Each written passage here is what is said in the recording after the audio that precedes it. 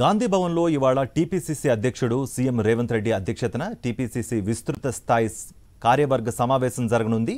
ఈ సమావేశంలో తెలంగాణ కాంగ్రెస్ వ్యవహారాల ఇన్ఛార్జ్ దీప్దాస్ మున్షితో పాటు ఏఐసీసీ ఇన్ఛార్జ్ కార్యదర్శులు, డిప్యూటీ సీఎం భట్టి విక్రమార్క, పలువురు మంత్రులు, పీఈసీ సభ్యులు, టీపీసీసీ సీనియర్ ఉపాధ్యక్షులు, ప్రధాన కార్యదర్శులు, డీసీసీ అధ్యక్షులు, అన్ని అనుబంధ సంఘాల చైర్మన్లు, అధికార ప్రతినిధులు పాల్గొనున్నారు. రాష్ట్రంలో కాంగ్రెస్ పార్టీ అధికారంలోకి వచ్చిన తర్వాత తొలిసారి జరుగుతూ ఉండడంతో ఈ సమావేశానికి ప్రాధాన్యం ఏర్పడింది. వచ్చే లోక్సభ ఎన్నికల్లో అనుసరించాల్సిన వ్యూహం, పార్టీ బలోపేతంపై రేవంత్ రెడ్డి పార్టీ శ్రేణులకు దిశానిర్దేశం చేయనున్నారు. నామినేటెడ్ పోస్టుల భర్తీపై సీఎం రేవంత్ రెడ్డి స్పష్టత ఇచ్చే అవకాశం ఉంది.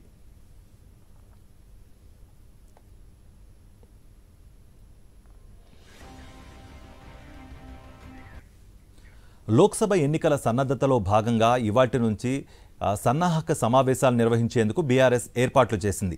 ఇవాటి నుంచి 21వ తేదీ వరకు 2 విడతలుగా రోజుకో లోక్సభ నియోజకవర్గం చొప్పున భేటీలు జరగనున్నాయి.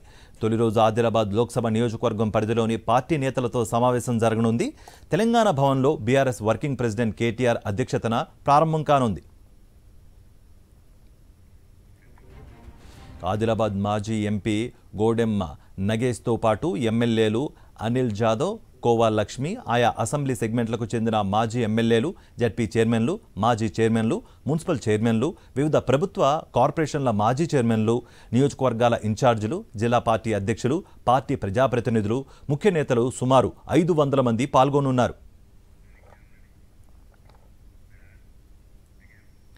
హిట్ అండ్ రన్ కేసుల్లో ప్రతిపాదిత కఠిన చట్టాలను నిరసిస్తూ ట్రక్ డ్రైవర్లు చేపట్టిన సమ్మె దేశవ్యాప్తంగా అత్యవసర సేవల్లో తీవ్ర అంతరాయానికి దారితీసింది.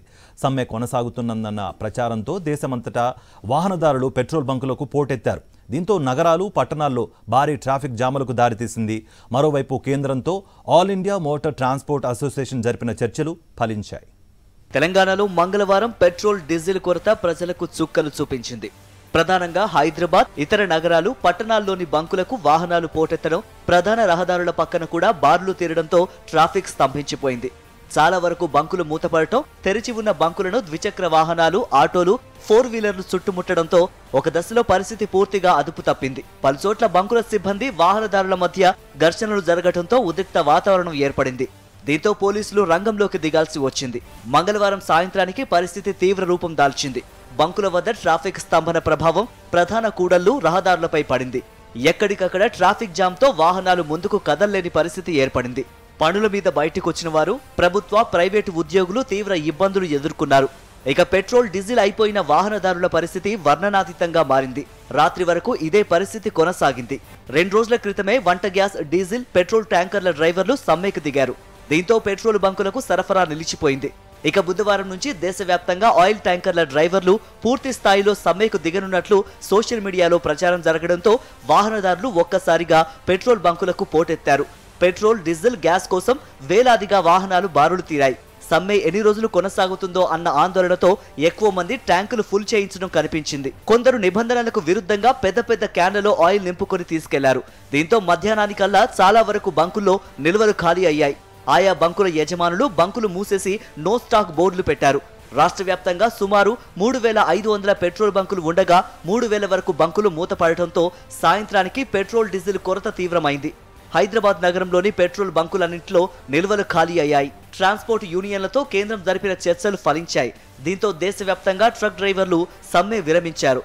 నూతన చట్టం ఇంకా అమల్లోకి రాలేదని కేంద్రం స్పష్టం చేసింది. అన్ని అంశాలు చర్చించిన తర్వాతే అమలు చేస్తామని హామీ ఇచ్చింది. హిట్ అండ్ రన్ కేసుల్లో 10 ఏళ్ల జైలు శిక్ష విధించడంపై యూనియన్లు ఆందోళన వ్యక్తం చేశాయి. ఈ నేపథ్యంలో కేంద్రం హామీ ఇవ్వడంతో రేపు ఎలాంటి ఆందోళన లేదని ట్రక్ డ్రైవర్ల అసోసియేషన్లు ప్రకటించాయి. దీంతో దేశ ప్రజలు ఊపిరి పీల్చుకున్నారు.